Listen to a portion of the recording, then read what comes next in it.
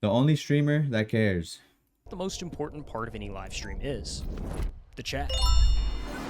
Every night, You know what the most important part of any live stream is? The chat. Every night, thousands of viewers pour into their favorite streamer's chat. Together, they decide what games get played, what videos get watched, and the streamers who keep them entertained get paid. Shout out golf cart, man. It sounds pretty easy, right? Just give the chat what it wants.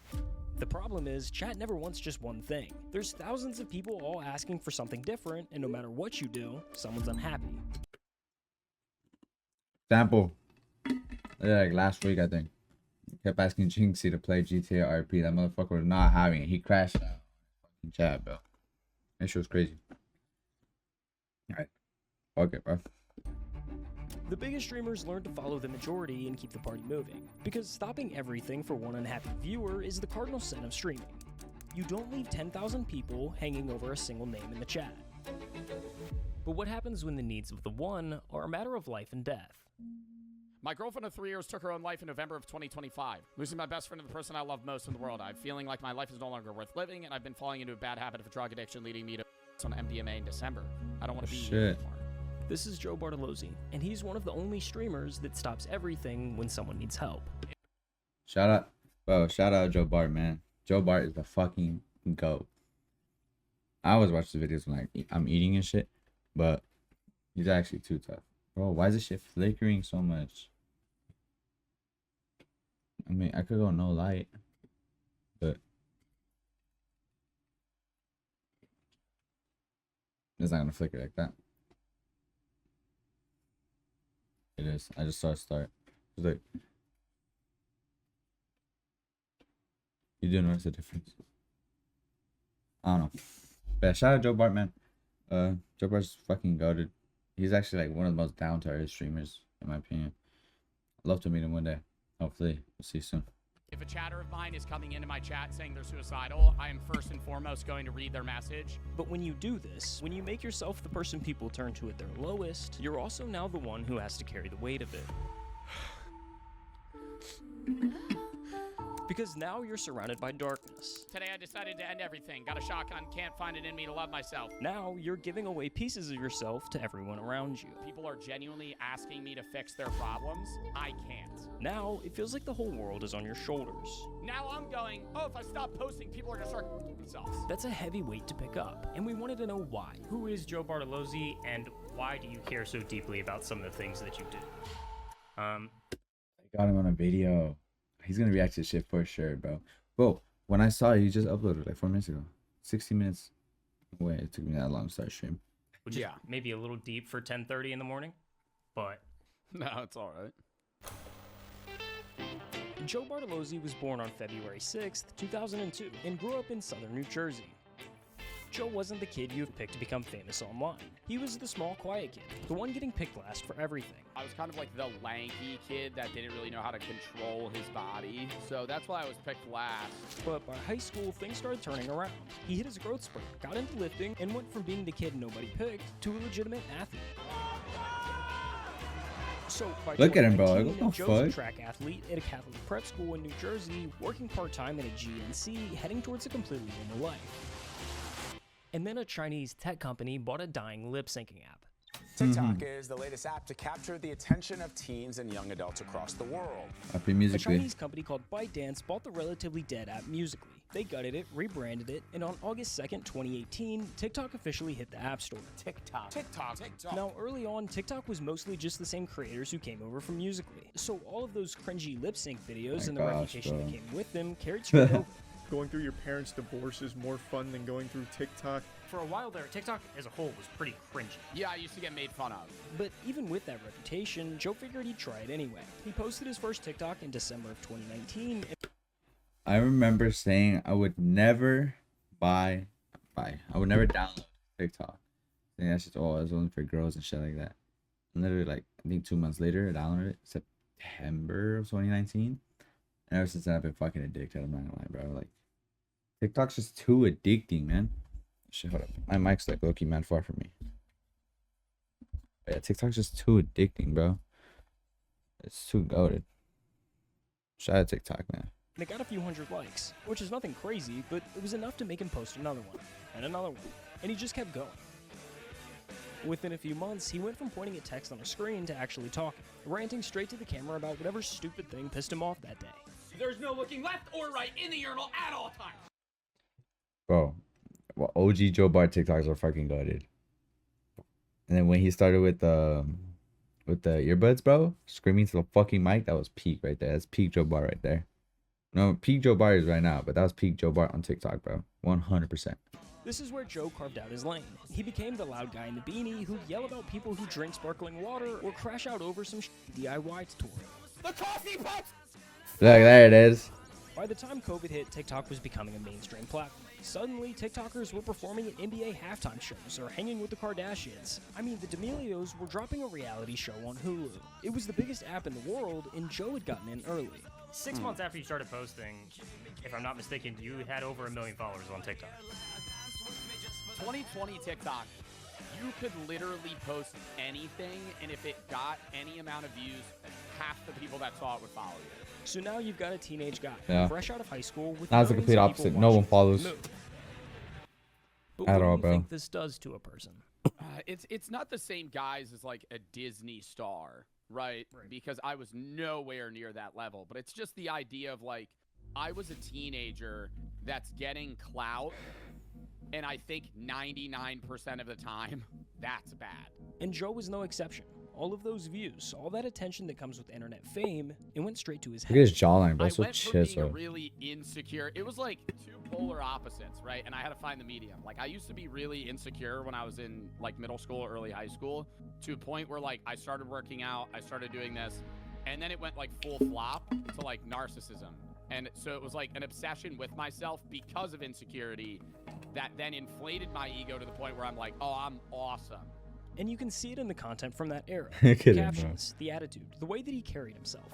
So this is my proposal for any women out there that would like to participate in the holiday but don't have anybody to assist them. I'm here. This is the version of Joe that Joe doesn't like.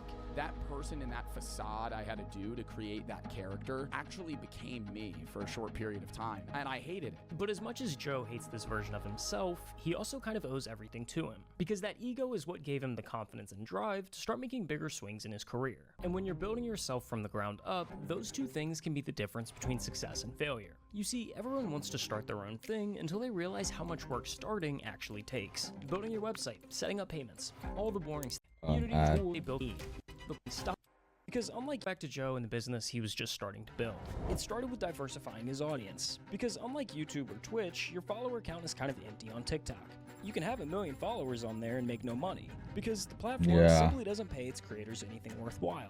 Like I was probably making like what, 10K a year.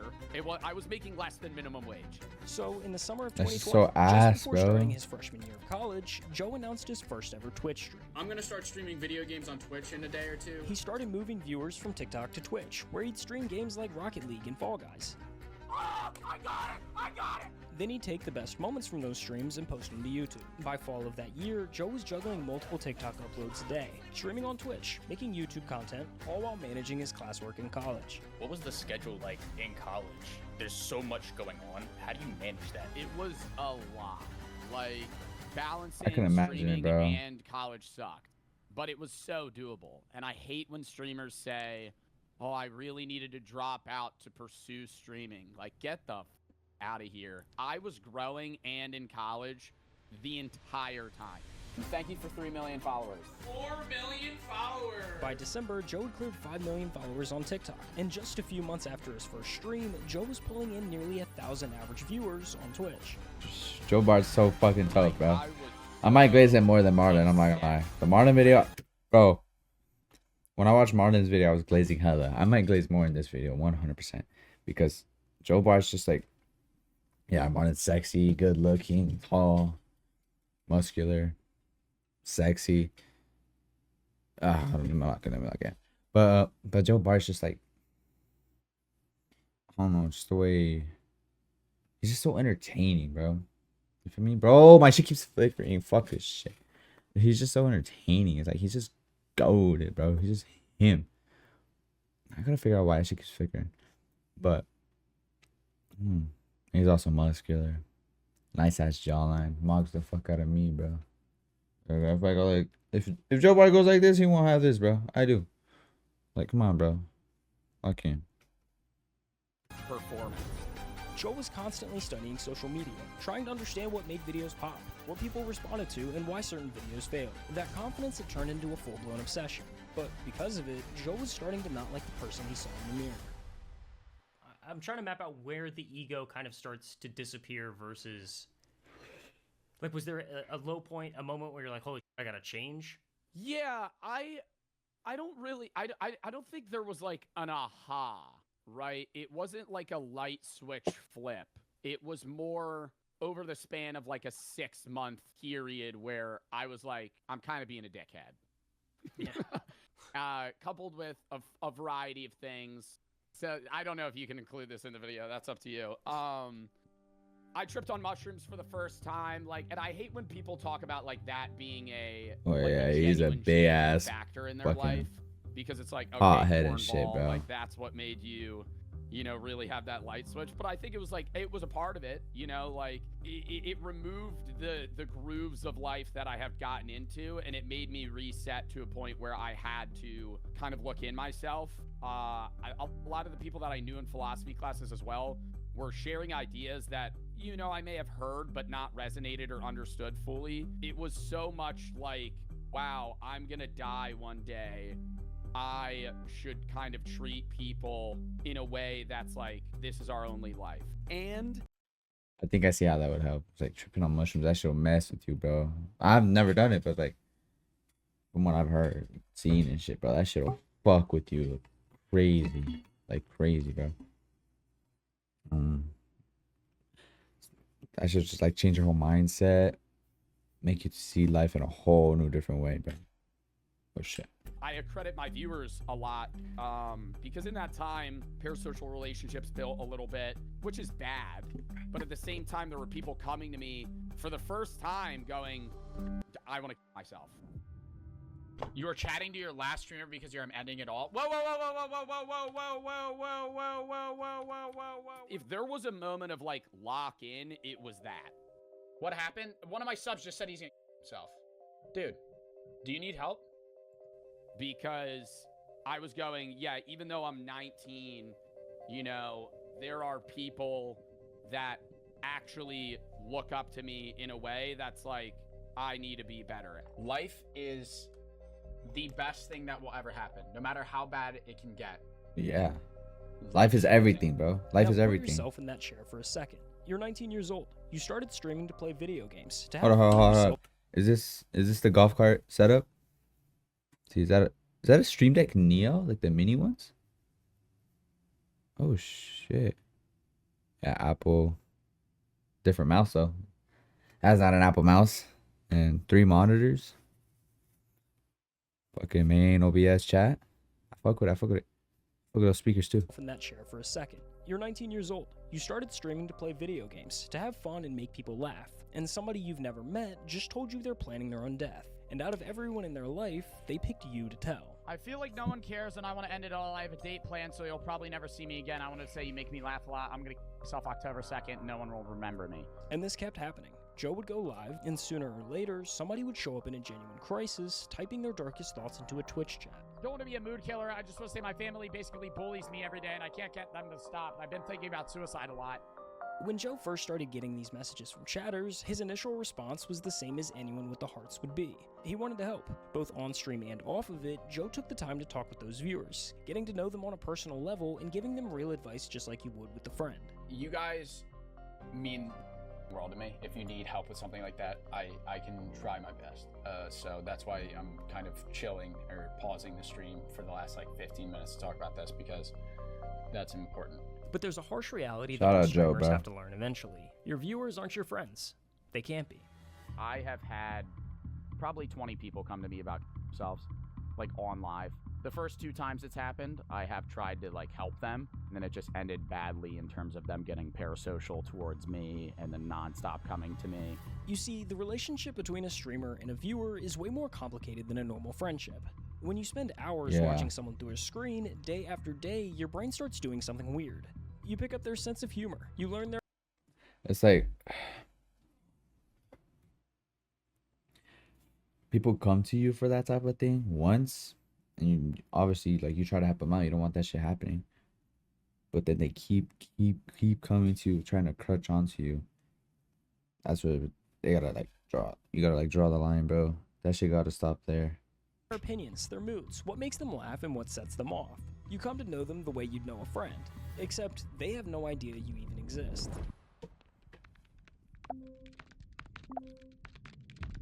This is what's called a parasocial relationship. That's like with the It can be a dangerous bots thing. type, bro. Now a scary home invasion as 3 masked intruders with guns grab a popular influencer by the hair demanding money. 3 guys came into my room, turned all the lights on, and I then forgot they her name. had the gun I pointed know who at she me. is, but I forgot her name. While most parasocial relationships don't reach this level, there's always a possibility that it can. 3 popular Twitch streamers face a terrifying encounter while live streaming along the Santa Monica That's it, Pier. now. Kill you right now. Kill you right now. If the streamer leans too far one way, they might come across as uninterested or cold, but lean too far the other, and viewers can mistake an occasional reply for friendship. Please stop following me. It's getting weird. It's getting strange. I don't know you, okay? So please leave me alone. That's W. where Jason. things can take a turn for the worst. Because I've seen one video. I've seen now this that one. attention can turn into expectation. I've seen another video, but you gotta be like Yugi and Arky, bro. And then that one who just talking shit. That those motherfuckers fucking right hands everywhere, bro. Like that one was done for, bro. Yugi and Arky, like they gave him no chance to do anything. That motherfucker, pa pa pa pa pa. Even cameraman, bro, pa. Like, bro, that shit was so funny, bro. That shit was fucking hilarious. Oh my gosh, I think it's because I'm wearing dark clothes. That's why it keeps flickering so much. But it's just annoying. And when the expectation of a response to the next chat isn't met, it can feel less like being ignored by a streamer and more like a betrayal by someone that they thought they knew. It's a weird parasocial relationship that forms, and you're not even aware that this person is forming that typically until they're like about to show up, or they do show up. The gap is hard to manage, which is why most streamers keep a Good barrier luck. up around the heavy personal stuff. My sis is dead. All right, let's try and keep it positive. Please don't talk about side of my chat, please. This is something I just don't like to hear or talk about, you know? And you can't really blame them. At the end of the day, streamers are supposed to entertain. At some point, there has to be a boundary between caring about the people watching and becoming responsible for everything that they bring into the chat. They become too attached to you, where they see you as an actual friend that they have. And you get the Max situation, bro. I don't know what Max is doing. Like, but I kind of see it. Max, if you watch Max before, it's hard for him to stay like positive, bro. Talk about there's the fucking don't do it, and there's another one. Some girls talk about. She says she's a widow, and Max like, oh, what's a widow? And she tells him, oh, that means my husband died, and he's like trying to cover his face, trying not to laugh. She's like, are you fake crying? And that shit helped him out so much. He started laughing, bro. It's So I feel funny. like that is kind of a boundary that you have to set as a streamer, but it's hard to gauge where that line is. Joe had every reason to draw that same boundary. He'd answered the heavy messages, taken conversations off stream, and learned what could happen when things become too parasocial. The first 2 times I helped somebody with like issues, they just kept messaging me, and then they like got upset when I stopped messaging them. So it's more so of that issue. But mental health meant too much to him. Ignoring somebody who might not make it through the night was never a choice he could live with. After those early mistakes, Joe implemented 2 important factors that would eliminate those odd parasocial dynamics from coming into the picture. For starters, he removed any one-on-one interaction. All conversations with chatters were strictly held on stream from the Twitch chat. I've prepared to go. Tired of waiting for things to improve. You are my escape. Thank you, dude. If you're saying you're gonna kill yourself, don't. I know this was 10 minutes ago. I hope you're still here. And second, but most importantly, he made the pivot from trying to be the help himself and became the middleman. Fine if you're depressed and you want to come to me for advice, but when it comes to the gravity of seeking an expert is better than seeking Joe Bartolozzi, a Twitch streamer, TikToker. You know what I mean? For those who came into the chat looking for help, Joe was there to give them a few encouraging words and push them in the right direction. I've had not so good thoughts, if you know what I mean, and listening to your advice and others has helped me even during those hard times. If you ever have thoughts, reach out to somebody, genuinely. Go to a therapist, psychiatrist, talk to somebody that can help you. It's not the answer. Like, there's only so much I'm able to do as a creator, especially seeing that I don't know the person. So that's why I try to do the charity streams for, like, you know, 988 or AFSP or Trevor Project. We're doing reactions today. And It's a charity stream. We raised $2,700, which was matched 3x by the Melinda Bill Gates Foundation. That's so tough, in the chat bro. for that. Goes to a good cause, saving lives. And for a while, this worked pretty well. While it seems kind of small, Joe's brief but encouraging words were actually making a difference in people's lives. I've been subbed for a year now, and I want to say thank you for helping me through this past year with having to deal with my grandpa's suicide and my own personal problems. You're definitely my favorite top streamer, and I hope you never stop. But by the time Joe graduated college, things had started to change. His viewer count climbed to some of the highest in all of streaming, and managing the expectation of that many chatters is a totally different beast. Like right now, I average 10K. Chat's horrible. Yeah? Like, yeah. I gotta lock in. I want to get into the videos. I'm starting to get stressed the f*** out. I'm starting to get stressed the f*** out. I could tell this was gonna happen at the start of stream when I got like 9 messages just unloaded onto me. With this many viewers watching, Joe found himself caught between two groups that wanted completely different things from him. Because on one hand, some viewers felt that he wasn't doing enough to help. I guess even my favorite streamer doesn't care about me. Lame comment. Like, if people that type like that, it's just like, bro, why? Just why? Why are you typing that? I guess even my favorite streamer doesn't care about me. Obviously, he fucking cares about everyone in the chat, but like, that's just something you don't bring onto someone like that. It's a heavy ass burden, bro. It's a heavy fucking burden. And the streamers aren't professionals in that sense. Unless they are. Bro, stop fucking flickering. Oh my gosh. Unless they are, bro. Like, if they have like degrees in that shit, they can help you. But if not, then go seek a professional, bro. That's the only way you should be doing things. But that door's open. Let me close it. Let's get back into this. People in my stream that are spamming right now. I'm also playing a video game, and then I don't respond to you, and you pull this guilt trip here. But on the other hand, there was a totally different group of viewers that were tired of the stream constantly stopping. Jesus, dude, I like watching your streams, but when you go on rants like this, that's all you do all the time. That's annoying. Play the game. Do me a favor and never watch me again. Do me a favor and go f*** yourself. No matter what Joe did, someone felt ignored, and the messages were starting to get more demanding. Early on, people would briefly mention that they were struggling, and Joe would offer a few words of encouragement. Now, they wanted more. Like, every stream, it's been getting more and more and more and more, like, involved, where people are genuinely asking me to fix their problems. I can't. I'm sorry. But the hardest part was figuring out who genuinely needed help and who was only looking for attention. How do you balance keeping everybody happy and then also sorting through people who are just doing it for attention? I mean, that's the struggle. Because I'm a suicide prevention advocate, that is an avenue that a lot of people use to manipulate their way into being noticed or speaking to me on stream. And so, yeah, if there's 10 chats saying they're suicidal, 6 of them are fake. Because I do so much mental health advocacy, the amount of people that come into my chat and fake being suicidal is absurd. I had one chatter that came in and they say, hey, I'm the mother of so-and-so. He took his own life. I just wanted to let you know you were his favorite streamer. I'm sorry that he took his life. I don't really know what to say. I'm sorry. I hope you're all right. I'm sorry for the loss of your son. Ugh. Come to find out, they come back a month later and they're like, my brother typed that, Bandis blocked him. You're the chatter? I knew that, bro. I'm banning you, man. That's fucking weird as shit. This leaves Joe stuck making a decision that's difficult to get right. If I'm being honest, I think a large portion of people that come into my chat and say stuff that's idle are lying. But that makes sense. Treat them all as if they're real, because then I could, on an off chance, not take somebody seriously that is serious. And that's the worst thing you could do. Ignoring the wrong message. I could just have a lot of backlash, bro. I see he has to take all of them serious. Because even if they're fake, bro, no one knows except for the person chatting. Like, they're the only one that will know. Like, if they're being dead ass or not. And that shit just, it won't look good on Bart or anyone else, bro. If you just don't take it seriously. You have to take it seriously no matter what. Could have serious consequences, but responding to every message was impossible, and the pressure of trying was beginning to wear him down. I feel bad, and I've talked about this. It's like, I wish I could help, but like sometimes I can't, you know?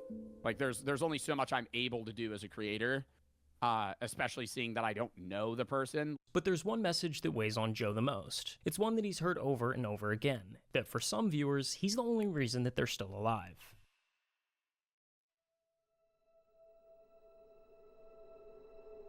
Bartolozzi saved my life. That I'm so fucking serious. I only stopped off of myself once because he had a react stream coming up.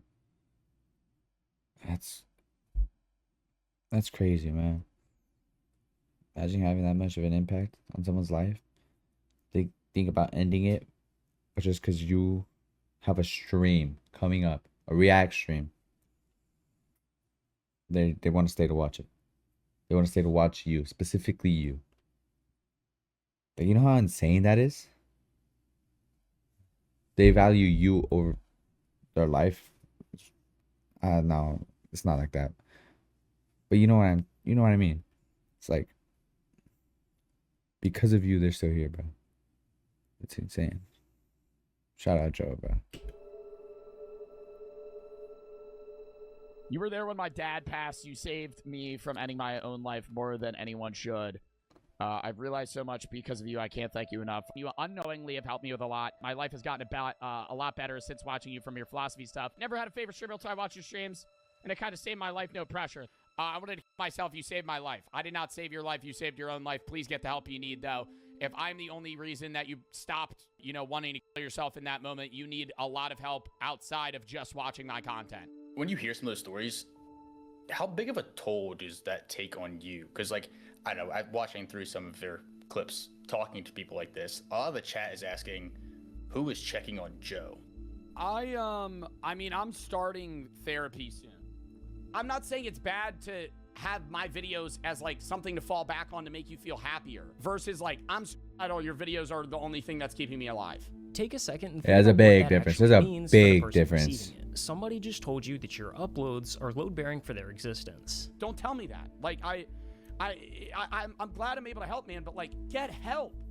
Get help. Please. So what happens if you take a break? What happens if you burn out and quit? On some level, Joe now feels like he has to keep posting, because somewhere out there, somebody's hanging on by his streaming schedule. There will be people that will come to my chat and they're like, hey, you prevented me from killing myself because I saw one of your videos and it made me laugh. On surface level, that's great. If you're me, now I'm going, oh, if I stop posting, people are gonna start killing themselves. And beyond the pressure, there's the sheer exposure to darkness. Joe's DMs and chat are a constant stream of people's lowest moments. And when you're surrounded by that much pain for that long, it eventually starts to get in. That's the one thing is the emotional drain, I guess. I put a lot out. After every stream, Joe sits there for an hour just coming back down from what the job took out of him. When I'm done stream, I get off. I literally sit there in silence for maybe an hour. I need time to decompress.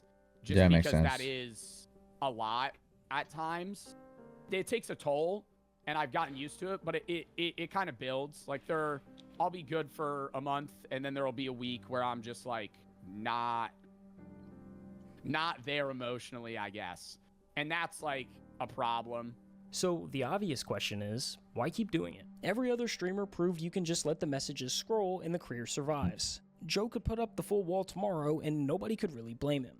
I'm not sitting here acting like I'm some role model, but if people are going through stuff and I recognize that they're watching my content to help them, that I want them to have some sort of guidance of redirection to be better themselves and also better their own mental health in a way that's good for them. Joe did the math and decided helping people is worth what it costs him. I enjoy making people happy more than the other aspects of the job. And that's what enables me to deal with this too. A lot of people are like, oh, push through the negative because you make money. I think I push through the negative because I can affect people more positively here than any other job that I could possibly be doing. But once he saw what his platform could do for people at their lowest, that makes sense. Walking away from that stopped being an option he could live with. Thank you. My mom was diagnosed with cancer about 9 months ago. Sorry to hear that. We would watch your videos and streams. We loved your philosophy streams. She also majored in philosophy. Really? A week ago, I found out she has 2 more days to live. One of the final things we did was watch one of your YouTube videos. Your videos remind me of good memories. She passed away yesterday and you helped me cope. Just wanted to say thank you so much. you help more than you'll ever know. Oh my. That could affect you a lot, bro. That could affect you a lot. With fuck. I don't know. Both my parents are still here. Thankfully, thank God. Thankfully.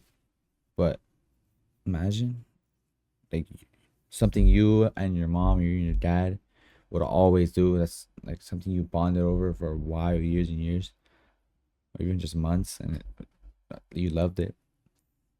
And then they're gone. Going back to it is just it reminds you of them every time. Probably. That's probably the best thing to remind you of them. That's crazy, bro. That's crazy. God, yo, that's just gonna make me cry. It's a fucking weird job, dude. It's a weird job doing social media. There's a lot of but it's one of the most like rewarding experiences. Just to be able to be someone to help other people is something that I want to do. Yeah, the money's good. Yeah, it's fun to play video games and shit. But like on a deeper level, dude, being able to make people's days is like genuinely what I want to do. And I'm glad that I can. Yo. W golf cart, man. Golf cart is the fucking GOAT, bro. His videos are amazing. Joe Bart is she's one of the best content creators in the fucking world for a fucking reason, bro. Just amazing. Seriously, all the shit. He helps so many people. He's amazing. He's one of the GOATs. One of the GOATs for sure. W video. YouTube, thank you guys for watching. I'll catch you live. Kick and Twitch in the bio. Or description. I keep saying bio.